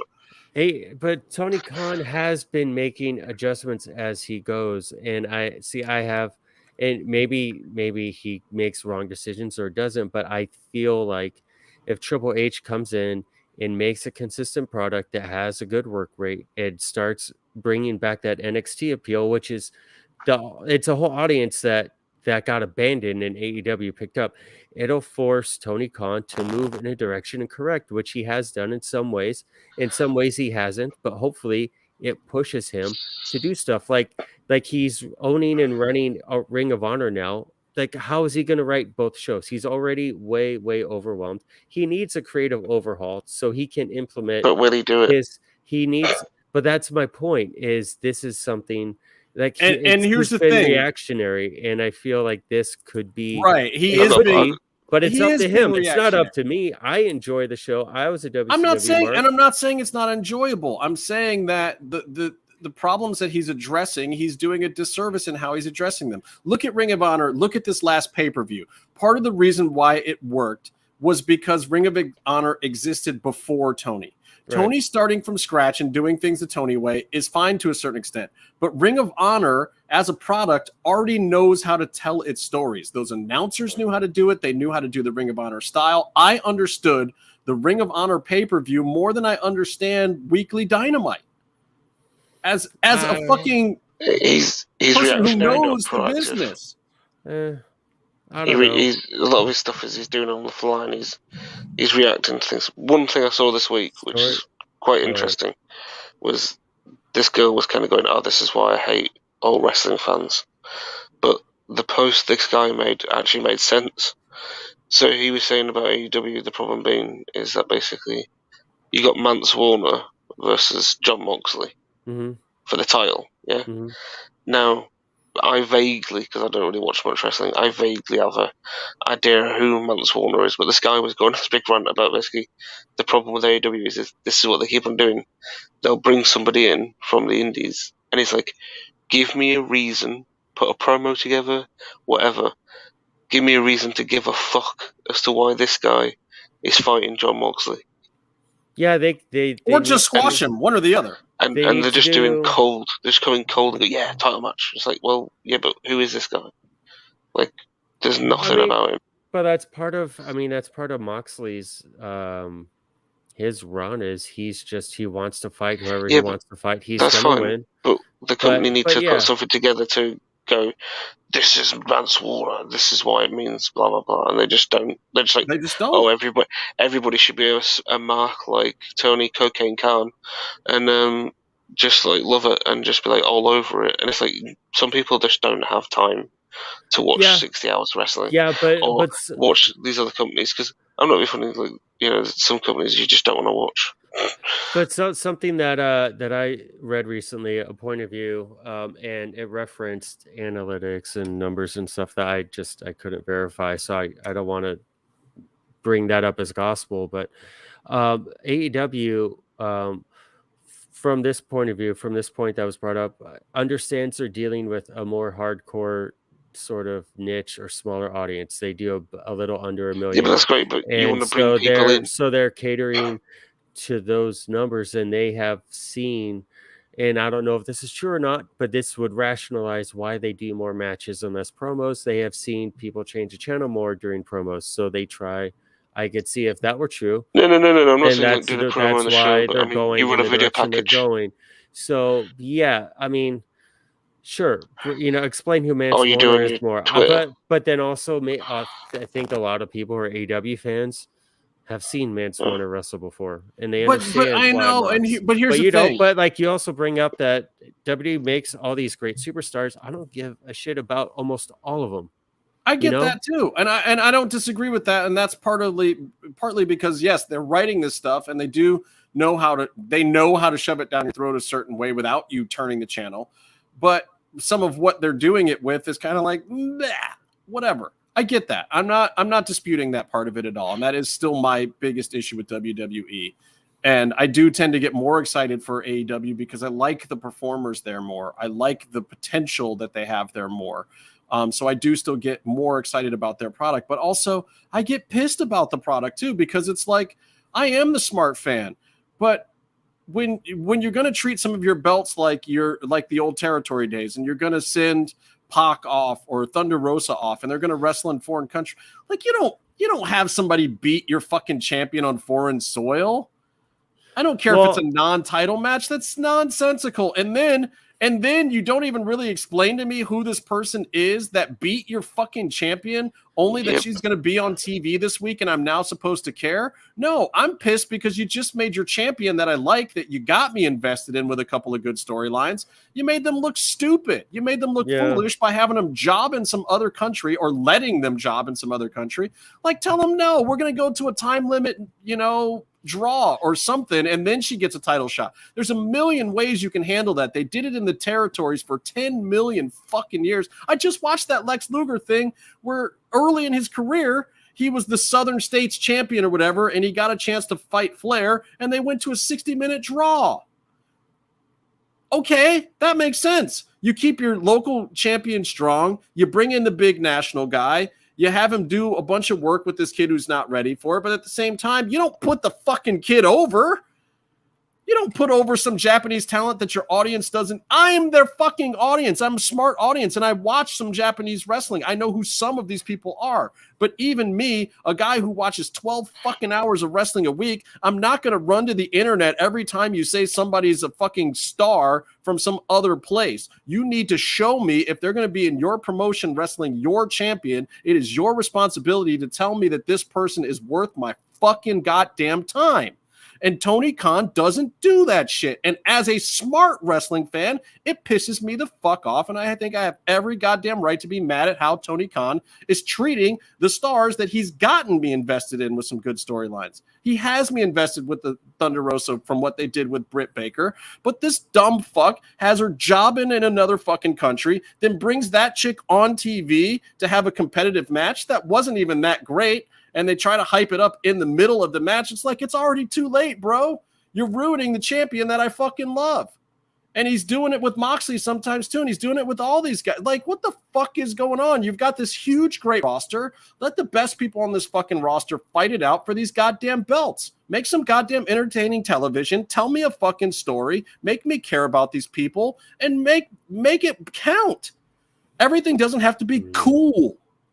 And just cool is not a storyline. Just cool doesn't help your performers. We know half of that locker room. We know those people. I want him to do right by them. That's my issue. Yeah, well, he's doing it his way. I think that with the Mox thing, Mox is wanting to do his matches, and Tony's letting Mox do what he wants and put on good matches. And Meef turned into a robot. Yeah. But I mean, with the Miyu Yamashita thing, she got a dark match, impressed, and Tony wanted to give her a title shot. He thought that would be a good match, and it was a good match. In Japan, it was a good match. Unfortunately, Meefloaf, make it stop! Meefloaf, make it stop! You're killing me, dude. Oh, wait, I forgot I could do that. So, unfortunately... Are you trying to talk, Meefloaf? It sounds terrible. We're muting you, Meef, because it sounds like you died in a electro storm or something. Yeah, so... I don't know what happened. I get what you're saying, though. Anyway, and again... I didn't say anything yet. I'm just I saying like in the general, match. I get what you're saying. It's just, I think the thing that killed... I mean, I think two points to make. I think what killed the Dynamite match was the Dynamite match format, which is it sucks now, and it kills it. Like you take a big match and you just kind of run it through a commercial break or two, and it ruins the flow of an actual match. And the other match was on a pay-per-view. It was a tournament match where the wins and losses mattered, and you got to see an actual full match with the full flow, and you got to I think both companies have been suffering that too, and they should all go back to kind of how NXT was doing it. Those promotions that we were talking about earlier should be affecting this type of bring someone in and show who they are when they come in. Now sometimes you have someone coming in. I think Mance Warner, I don't know if he gets a big package just to lose against Mox. I think the announcers talking about him should be enough, because like in all fairness to him, he's not like the big star like whatever. I can't talk. Yamashita. She's like the ace of TJPW coming over. We should know that. We should know that there is a chance that she could beat Thunder for the belt, and then we could see some more fallout from that, however small. Mance Warner isn't going to beat John Moxley, but those guys should be coordinating more with those segments or with those talents, and with making sure those talents are represented in those segments while Tony is doing that. Like, I want to have a cool match. And his idea was, let's have the title shot make sense with Yamashita and Thunder. Let's have Yamashita get the win. Like it's a very cliche wrestling thing. I know. I mean, look, you know me. In WWE, AEW, Impact, NWA, doesn't matter where it is. I hate the title eliminator with the champion thing. Like, you should never be wrestling the champion to get a shot at the champion. There's no other sport where that shit happens. That makes no fucking sense. I don't know when this became a thing in wrestling. That's my other part of the problem is like, look, I would have been happier if Thunder Rosa had gone over there. Yamashita wins, she drops the belt to her, then Yamashita comes back and she wins it back from her. That would have been cool. fine with that. That would have been cool. The like beat the champ to try to beat the champ and then lose to the champ. Like WWE does it all the time. Overplayed. Yeah, there was a whole and the thing fact that the AEW has done it a few times too. I'm like, that's the one thing from WWE that you guys should not do. Yeah, they got to run away with it. There was a cliche. You in follow the UFC division. model. That doesn't happen. There's no such thing as a title eliminator that involves the actual champion. A title eliminator is the number 1 and number 2 contender fighting each other. That's what an actual title eliminator is. Like, both of these guys are ready. They're both real close in records or whatever. This one guy is maybe, some guy in an office said he was better than the other guy by this much. So we got to just let them fight to see who's the one who actually challenges the champion. That's the definition of a title eliminator in boxing, like regular Greco style wrestling or whatever, MMA, every other combat sport. That's the definition of a title eliminator. Not, hey, if you can beat the champ, we'll let you fight the champ. The fuck? No, the champ goes out there and fights. The belt's on the line, goddammit. You want me to consider this like a real sport? Anyway, it's shortcut storytelling. Let me talk about a couple of the actual things that actually happened at Dynamite, because maybe this will illustrate some of what we're both talking about. Jay Lethal defeats Orange Cassidy. I like this. There's fun and shenanigans and also wrestling. And I can guarantee you Sanjay Dutt had a lot to do with this, and I can guarantee you with Sanjay Dutt's new promotion that Jay Lethal is probably going to get the rub. Well, they had to get him the win so he could job out to Wardlow. Yeah, Wardlow accepts the challenge for Battle of the Belts, but I like that Jay Lethal is willing to do that, and hopefully, I think Wardlow working with a guy like Jay Lethal is exactly what Wardlow needs. It's like Wardlow does need to learn how to do the PWG style. Basically, he needs to learn the Ring of Honor style, the pop the crowd kind of matches. Jay Lethal is a great first crack at that for him. What was the SoCal group with Frankie Kazarian? SoCal SCU, yeah. Like they were kind of those guys for the first year and a half of AEW.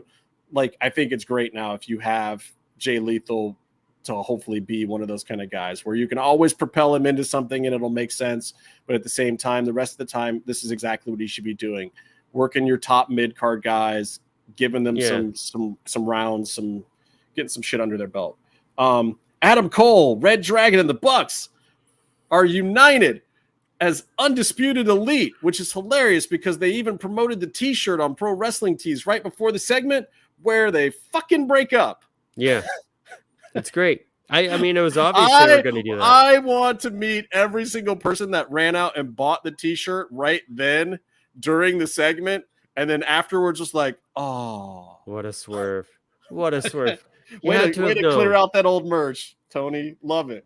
You had to have known that was coming. Like, of course, they telegraphed the shit out of it last week with the real awkward Bucks hangman thing, whatever. Yeah, and it's fine. Like, I don't have any problem with it. Hopefully, Red Dragon, is back in the mix a little bit more. Like, these are all good wrestlers. Adam Cole's a good actual character for wrestling.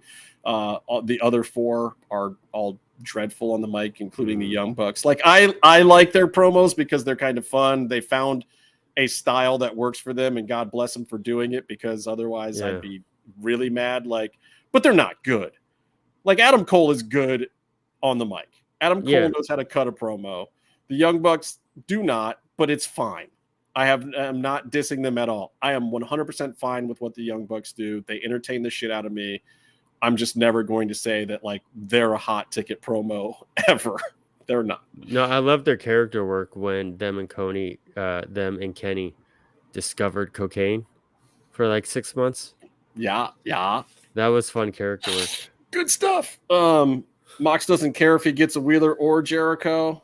I didn't like that promo. When he steps in. The thing he's trying to do is send someone home in an ambulance. I thought it was fine character building for Moxley. Like, at least somebody's getting a chance to try to build their character. Again, I think the problem with a promo like that is all of those things that Mox is saying are fine. They should all be in the promo, but also somebody should have refined that a little bit for him.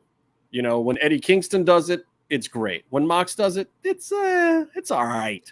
Kingston also has been really getting someone has to be working with him, because he's been really getting formatting down, structure down with what he does. Nope, he's doing it himself. Well, he's doing really well. I mean, it's not like he's reading a script. You know what he's doing? He's working. Talking himself into an agenting job for the rest of his life. It's Eddie good. Kingston knows the fucking business. I think Eddie Kingston is just having one of those years where, sadly for him, his body is pretty much gone, but his brain finally caught up to what wrestling is. Eddie Kingston is one of those guys who's having that, oh, fuck, I get it now moments in life. Yeah. It's just all coming together. And you know what? Eddie's one of the guys that should be helping to write the show. I don't know if he has the credibility with the boys at that promotion, but maybe he can go to Impact or something. Well, probably not Impact, but maybe he can go somewhere else. And yeah, I'm just saying, like, this is the guy that was never the top of the program except for these few things that he's done with Jericho here. But absolutely should be around the business forever. He should be an agent. He should be on the booking committees. He should be teaching younger talent how to cut promos, how to make things make sense in the ring, especially. Like, he is credible to me as somebody who could beat anybody right now because of the ring psychology that Eddie Kingston has. But anyway, let's get on to some other stuff. Jungle Boys, speaking of car crashes backstage, Jungle Boys attempted vehicular homicide on Kristen Cage backstage was kind of interesting and odd, but seemed like a real stunt and done by him and also dangerous. Yeah, I mean, I don't know what I think about that. It was quick, effective, and to the point and over. So, like, but also the place wasn't really totally cleared out. Like, a lot of things could have gone very wrong there. I like. Oh, I don't know about the safety. Attitude Era WWE used to do shit like this too, but it was in like a very cleared out parking garage with stone walls on either side, and like very little chance somebody was going to get fucked up. Anyway, they survived, so no harm, no foul this time. Britt Baker and Jamie Hayter finally get a win over Thunderstorm. I'll talk more about great match that later. That Love match was okay, but I want to talk more about the match on Rampage. The sandbagging since 2004. Oh, wait, the shirt, did I watch Rampage?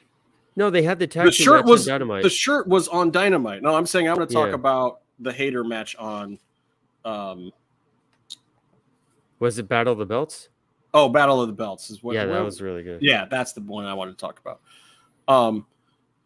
Look, the shirt was phenomenal. I love that it's an angle. There's all sorts of people pissed about it. They're never going to actually release the shirt. I think Tony's kind of like, maybe we shouldn't push this thing.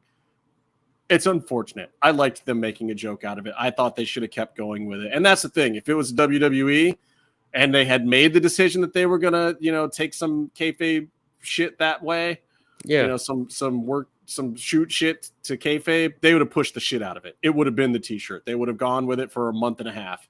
I think that Tony's going to bail on it. I think that he got the cold feet on it. He got Maggie's drawers. It's a shame. You have Britt showing up with literal sandbags. Okay, now you turned it into a visual gag. Like, now you own it. Yeah, you just keep owning it. Like, I don't see the point in dropping it. I know fans are all touchy about it and blah blah blah blah blah, sensitive millennial bullshit, whatever. It's fucking funny, people.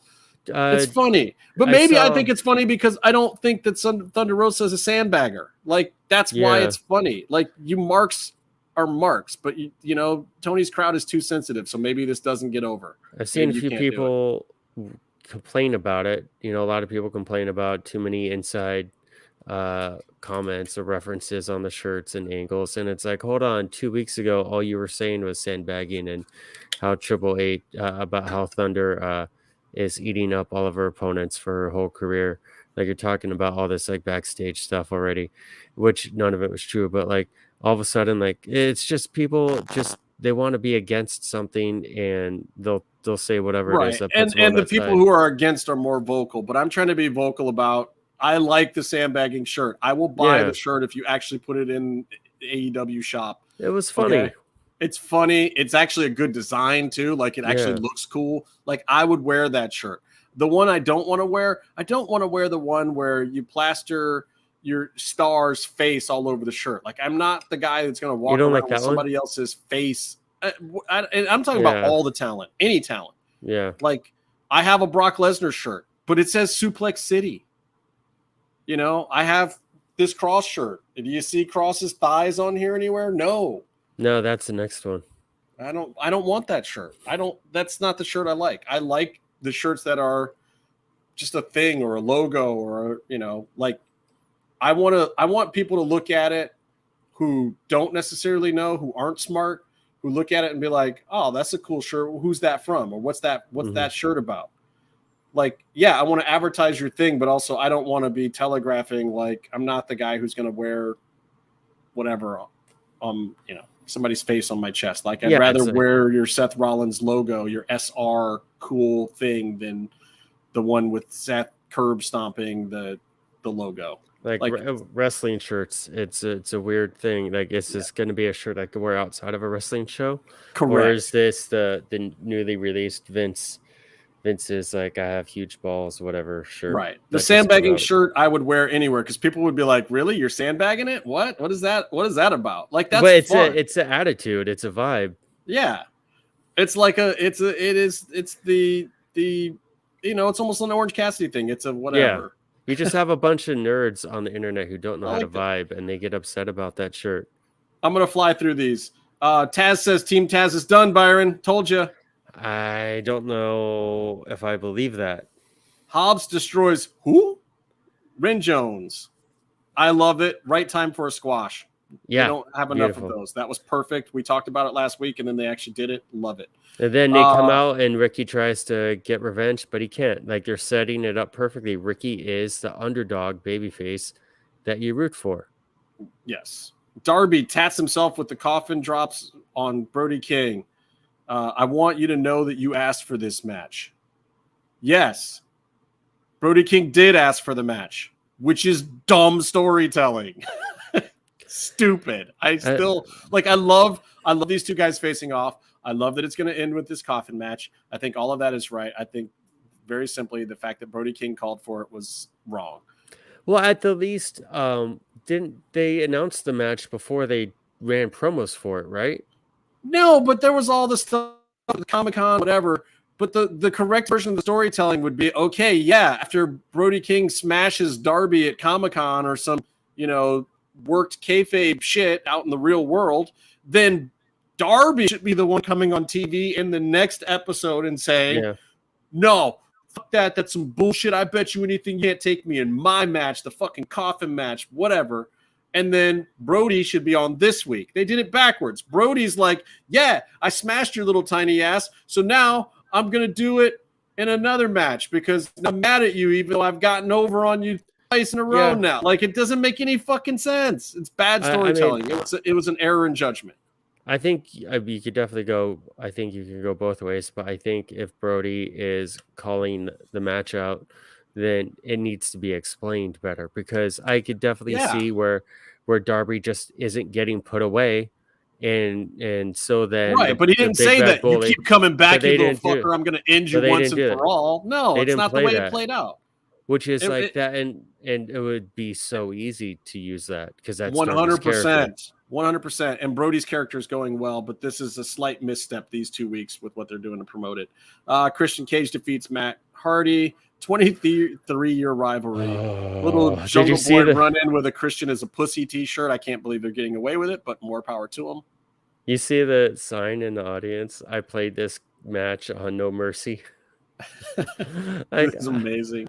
Like, okay, Christian Cage and Matt Hardy, they know what they're doing. They're going to put together a match that's good, and they're going to get the fans invested the best they can because they're pros and they've been doing it for so long.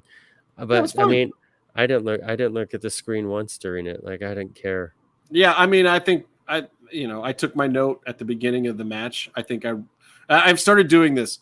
when I'm doing my match notes, what I'll do is as soon as they walk out, I'll say Christian Cage. I'll type Christian Cage defeats Matt Hardy, and then I'll see if I'm right. And then if I have to switch it in my notes, but I'd say about 75% of the time I'm right. Yeah. Daniel Garcia claims to be the Dragon Slayer after beating the American Dragon. Fine. I'm fine with that. Bringing the Dragon Slayer name back now that Jack is gone. And here's one that I'm not fine with.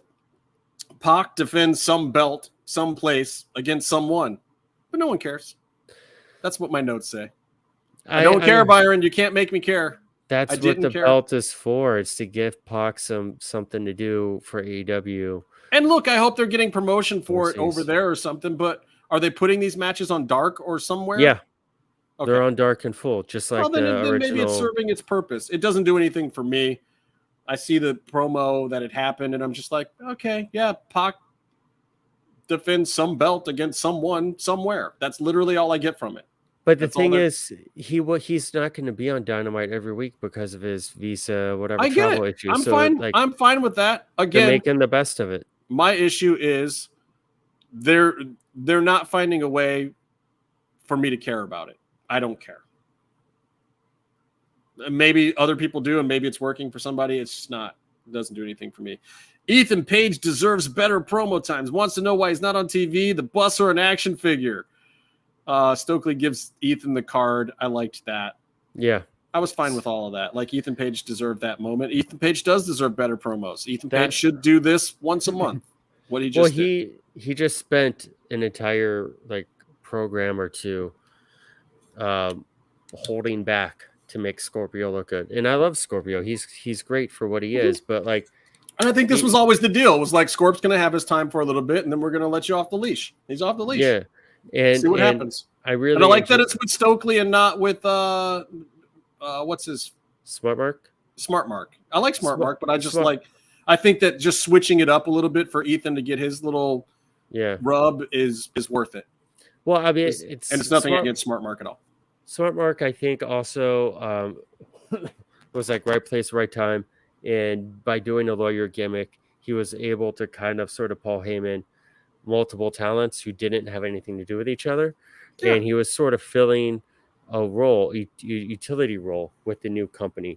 Look, there's always going to be a place for guys who can talk a little bit and will take manager bumps. I think that AEW needs to have a guy like that around, and also if you need to just take him off TV for a while, then you can. It doesn't matter. I don't have the issue that some fans I see having with Smart Mark. I think Smart Mark absolutely serves his purpose. Plus, he's down with, he's very inside the business doing the wrestling figures podcast or whatever. He's a good guy to have around. He's got a lot of goodwill out there. People like him backstage. He's a nice guy. He's a good dude, and he knows how to go out and do a little bit of work. And the role that he's in is because that role is what was needed. They need the comedy. Mm-hmm. It's the same shit my boy Danny Deals does over at NWA. Yeah. He's a smart guy. He's not a clown in real life, but he goes out there and he does kind of the clown manager gimmick. Smart Mark does that. It's tried and true. I don't have an issue with it. In every segment Smart Mark does, everyone else gets over, which Correct. is great. And but it always should be that way. I thought it was funny how when everyone was asking for Sonny to be put in the baddies, which, by the way, I'm back into wanting Sonny in the baddies, but Jade said that they were already full, unfortunately, even though Sonny rules. And Sonny deserves their own time, their own space. But then you have Stokely, who got added in, is now recruiting people, recruited Lee Moriarty as well. And it's okay, that's funny. They're getting, is that if that's the same group, they're getting bigger. But it's kind of messed up. But I mean, I think it's just a Stokely thing. We'll see. I don't think they're necessarily baddies, but well, when Stokely got hired, Tony said Stokely Hathaway was the best manager in wrestling today. And I mean, to me, he's really the only one because he's the only one that actually has a stable, especially now that fucking Tully's gone. Yeah. But what you're seeing, I think, I mean, it's I thought I made a joke, when your boss hires you and tells everyone that you're the best manager in wrestling, he's going to put you to work. Yeah. And now we're going to, instead of seeing Smart Mark in 7 segments and, representing MJF, doing Jade, and then doing this and that, and Tony Nese, Now you're gonna, I mean, it is an upgrade to have Stokely do that. No offense. I think so, and I think that he can play it a different way, and I think Stokely can still play it for comedy as well at times too. But I think you have Smart Mark to kind of shepherd more tightly knit little thing, and then you have Stokely to do kind of a bigger, like more like the old Heenan thing of like anybody that Stokely's near is just a heel, and then you get the instant heel factor heat on mid-card guys that you're trying to promote, plus somebody to talk for them if they need it. And Stokely is going over perfect in his feuds. Anna Jay will choke you out. Oh, God, I love Anna, but need a little bit of work on the backstage promo action. It's better than it was. It's a little bit better, but it's also like, here's the thing, AEW. If you're gonna go with Anna Jay will choke you out, push it down everyone's throats for 2 months straight. You have to commit to this thing. It's horrible.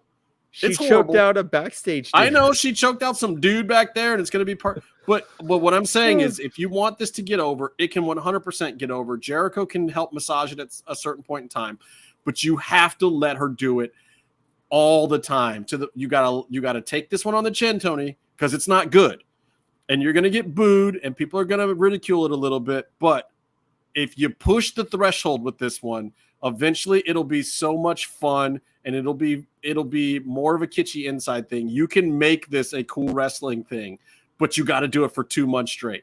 We'll see if Tony has the balls to keep the Anna Jay will choke you out thing going for 2 straight months to make it get over. Jericho's gonna make it happen. Jericho will help. He'll give it the rub in like 2 promos, guaranteed, which is kind of all it needs. But then you still got to wait it out. You got to wait like 2 solid months on this one, Tony. See if he can do it. And then Ass Boys versus the Acclaimed in the dumpster match was just great. And yes, it was actually said that no filter, I ain't Instagram. We make Ass Boys retire like Vince McMahon. Direct shot. Very interesting. Everyone loves the Acclaimed. Hey, how about the tribute dumpster spot? I thought that the boys got out before they dumped it because it looked dangerous. I don't think they did. I don't think they did. No, the way that they lined up, they had the little wood thing on the side, but they took a nasty bump inside that thing, and I hope they practiced it earlier because that didn't look fun. But I also liked Austin Gunn doing a little bit of the New Age Outlaw shuffle during the picture-in-picture. There's actually some good stuff. The mic drop through the table. Like, there was just fun stuff in that match. Jericho defeated Wheeler Yuta with a Lion Tamer. Yeah. Good match. I like it. It was fine. It was exactly what it should be. Jericho should be headlining, and Jericho's looking good for Jericho right now. Rampage, I want to talk about real quick. Mox defeats some dude who won a Battle Royal. Blah. We talked about that already. Konosuke Takeshita squashes some dude. Again, perfect. Thank you. Love this guy. Love Konosuke. Makes perfect sense for him to squash somebody here. Let's keep this guy over. Like, I'm looking more and more at this guy, and I'm thinking, damn, if only New Japan didn't have the system that they had set up and they had the ability to bring him in as a top guy, they could so use him right now. Like, he's got knees. Mm-hmm. Like, he's a big, buff Japanese dude with knees. Something that New Japan doesn't have a whole lot of these days. Yeah. They got a little bit of it. And I just, like, and look, and honestly, if he stays in AEW, I'd put this guy on the roster full time. I love him. I love everything he's done. I think he's had some great matches. He looks like he's ready to work. His promo skills are obviously going to be lacking, but if I'm Tony, I'm wanting, I would be looking to figure out how to cycle Joshi talent in and out, for programs, this and that. And there's going to be a few that you want to keep. Like, it'd be cool to have Riho and Shida full time. Takeshita is one of those. You just want him to be yours. Just grab him. Don't share him. Put him on the roster. Give him a run. Like, I mean, I don't even know what you do with him once he's on the roster, but I can tell you the guy's a goddamn star. Like, I want to watch him wrestle. I don't even care if it's in the mid card. I don't care if he's jobbing out to guys. I don't care if he's winning or losing. I actually want to watch him wrestling. I find it entertaining, especially on a show that is more pure wrestling based. Like, he doesn't even need storylines. He's the guy I don't mind when they throw into a package without hyping him up. And slowly, because of doing that, it is hyping him up. It is telling a story of who this guy is, what his character is. But you're seeing the story. You're seeing it. Yeah. I agree. This is where it's working. I completely agree. I also really enjoyed watching or listening to Excalibur pop for every single not Sami Zayn, Generico spot. Like, that's a haluva kick. Oh, there's the Blue Thunder Bomb. That reminds me of my old friend. Exactly. But you're getting a lot of that in wrestling these days. I think the lines are being blurred. What was the other one? Oh, Madison Rayne defeats baddie number 3, who I'm just going to call baddie number 3. Look, she's already helping as the coach of the women's division. Here's the thing about Madison Rayne. She's going to challenge Jade. Like, Jade needs a Madison Rayne. Madison Rayne isn't the greatest that ever was, but she's in like she's the natty of AEW. That's what they literally brought her in to be, was like the veteran who can move around the ring, who can show these girls some ring psychology, that can make some things. Hi, Jocko. What up? That can make some things make sense. Yeah. I think that Madison Rayne was not a bad call.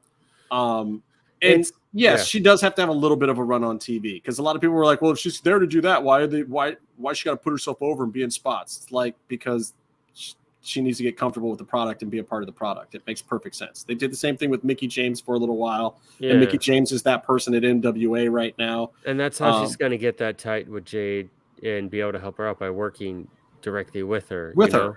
But it was, Madison Rayne was a peculiar hiring to me. But I mean, when you think about it and you go back to the TNA, when they legitimately had the best women's division, Madison Rayne was in that group. They weren't workers, she sure was. they were, I mean, they were as sports entertainers. Yeah, she knows the business. She knows the psychology. Oh, they were the top female group in wrestling, so much that like they created, maybe not created, but they really polished and made famous dynamic, whatever, a set of characters that WWE would repeat over and over again. First of all, Layla and Michelle McCool, for all credit to them, they completely ripped off the gimmick. And then in NXT, every single duo that had 2 women who were kind of mean to other people, and as heels, were ripping off Madison Rayne and Angelina Love, and the third one. Was there a third one? Yeah, it was. Wasn't it Velvet? Was it Velvet Sky? Velvet Sky. Bubba Ray's lady. Ex-lady. Who I actually have an action figure of somewhere. I liked Velvet Sky. She was fun. She was one of my faves back from that era. But they were not because of the in-ring performance. But it's, Bubba Ray got good taste. That's all I'm gonna say. But it's, I mean, even being in, they never did WWE, but they were like, as personalities, huge. They were over, and they got it. And that's the whole thing. It's like when people talk about the women's division in AEW and the holes that it has, part of the holes that it has is like the in-ring storytelling and the development and the being on television and how to present it as a product. And honestly, Madison Rayne's a perfect choice, because Madison Rayne did it and wasn't the best performer. Yeah, there's women who are better in WWE, and you had the Gail Kims who were, legit great wrestlers, but also look at Gail Kim's career. Part of Gail Kim's career was just figuring out how to make other performers that weren't at her level look good, so that she looked like she was a credible champion. Yeah. And I think Madison can actually help give some of the better girls some of that, of like, here's how you work with a lesser talent, because the levels of ability in the women's divisions globally are not the same. They're a lot further apart than what the men are dealing with on a large level. And when you have a one green guy in a men's division, they have to come up to where, 80% of their division is, but 80% of no women's division in any of these promotions is all at one level. Like WWE right now might be the closest to having, some parity in their wrestlers in the women's division that they've ever had. Like they have the closest ability-wise roster right now, I think, in history for female wrestling. But that's fine. And as more and more women are getting into it, I think that improves over time. It's just like with women's MMA, where it started out and it was a little like, oh, wow, that one girl just beat the shit out of everyone. But now it's like, oh my God, there's like 50 girls that are all fucking phenomenal. It takes a couple of years and it evens out. And I think with the popularity of women's wrestling right now and with the work that all these women are putting in, Madison Rain's in a perfect position. She should be teaching now, and she should still be in there performing a little bit too. I don't expect her to get a big push, and I think that would be inaccurate of what they should do with her, especially considering what they hired her for. Swerve in Our Glory defeats Tony Nese and Smart Mark and Josh Woods and blah, blah, blah. That was Rampage. Battle of the Belts. I don't get it. Has anybody lost a belt on a Battle of the Belts show yet out of the 3 that they've done? I think so. I can't remember, but if it has happened, it's like this pretty much went down exactly the way I figured. Wardlow defeated Jay Lethal for the TNT title, which was good. Satnam Singh puts him through a table for his troubles. It was exactly what it's supposed to be, exactly what we just talked about, that Jay Lethal is, giving Wardlow the rub the right way, and he's learning something, and it's building the Wardlow story and the credentials. Thunder Rosa defeats Jamie Hayter. Sammy Guevara beat Scorpio Battle of the Belts 2 to get that was the TNT. one to get it back. Get it back. So then Scorpio could have a real win. Yeah, and that was that weird period where it felt that one didn't feel right either, because it felt like this weird hot-shotting thing where they were going back and forth with the TNT title too much. Anyway, Thunder Rosa defeated Jamie Hayter, and I'm going to say this was an excellent match. Hayter looked like $1 million. There was one slight botch from her in the entire match, but she was a perfect complement to Thunder Rosa. Lots of outside action with Toni Storm and Britt and Rebel. The whole match worked exactly right. Everybody's timing with spots was really good. And I'm going to say something that we've never said before on the show, Byron. The camera department actually followed all of the action perfectly. They were in the right spots. The cuts were right. They did it right. And I have to say it because we've bashed on every promotion's camera department at one point or another. And since Lucha Underground, it hasn't felt like anyone got it right. But I noticed in the match because I was like, oh, they're about to miss the shot. I want to say, oh, they got it. Yeah. Like 3 or 4 times. They were in the exact right spots. They didn't miss any of the action. They had the close-ups at the right time. They avoided the unnecessary gratuitous crotch shots with women's matches in AEW. That is not always the case. Yeah.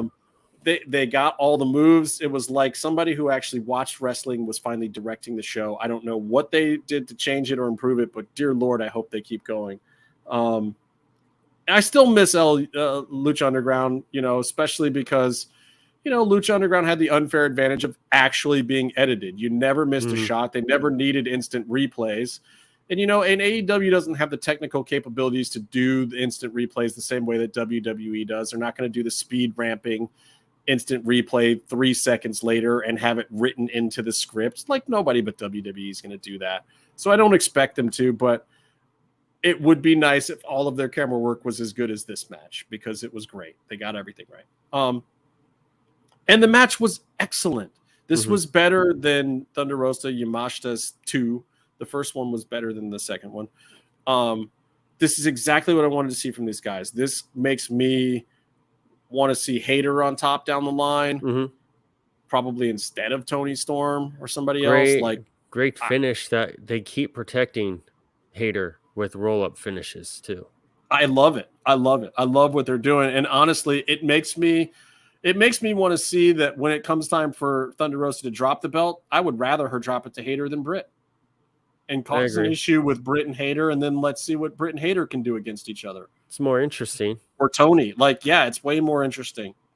I think Hayter's the one, man.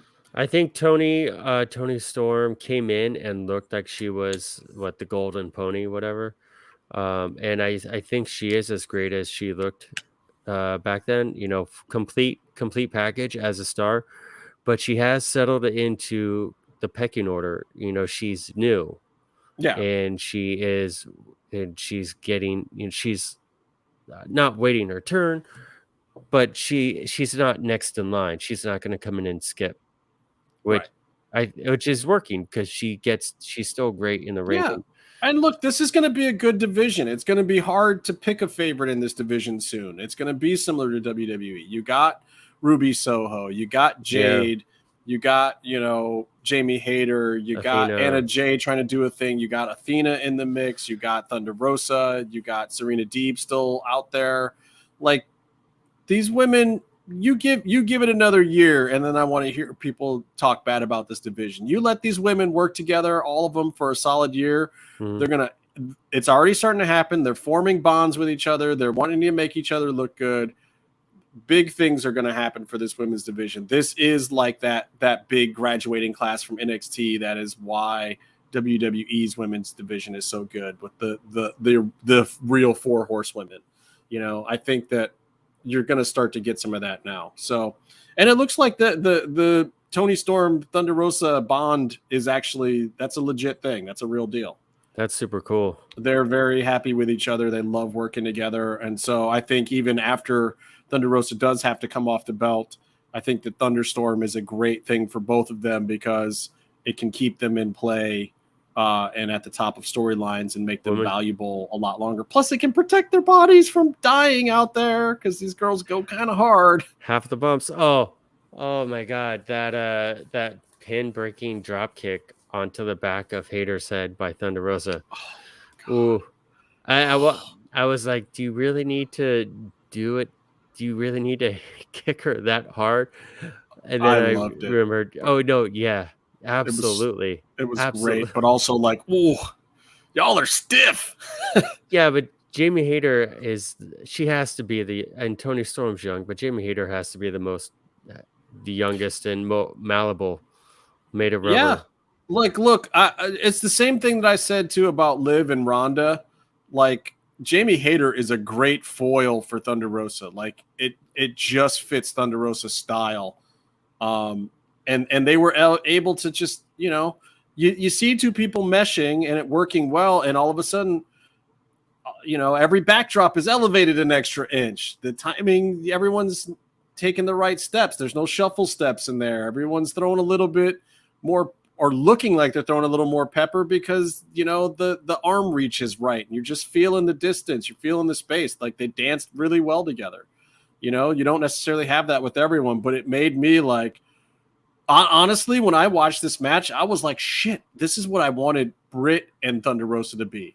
Like, Britt and Thunder Rosa was really, really good. But also it had some clunky moments. There were some moments where they were both off a little bit of a step, or there was a little shuffle step and it doesn't matter because they worked really hard and they wanted to put on big shows, so it still worked fine. But this seemed fucking effortless for both of them. It was like, and it didn't look like one of them was leading more than the other. It looked like they both took their moments and their spots, and Britt was fucking ring generaling everything that was happening outside.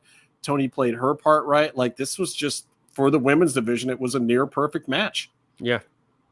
I defy somebody to tell me otherwise. And look, finally, Claudio defeats Konosuke Takeshita. It's just, it was good. Mm-hmm. It was good. My note says, look, I hope he sticks with AEW full time.